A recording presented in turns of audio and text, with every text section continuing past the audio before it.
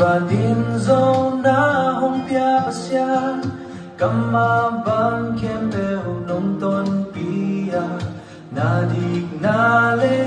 na hoy nate alam dang sa Kitin na bang ma nay lo pima Bil na siyang na zong nay lo pima Nong it na lian to kay nong sap na Lungdam na kitin to kahong panhi Kantak mi pilhun takun pini na Misyang thâu te hun hong tung tahi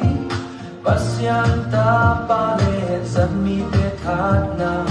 Lay tung kem pe wa hong hong kilang ta Kitin na bang ma nay long pima Bil na siyang na zong nay long pima Nong it na lian to kay nong sap na Lungdam na kiting to kahong panhi Misyang tohun pasyan hu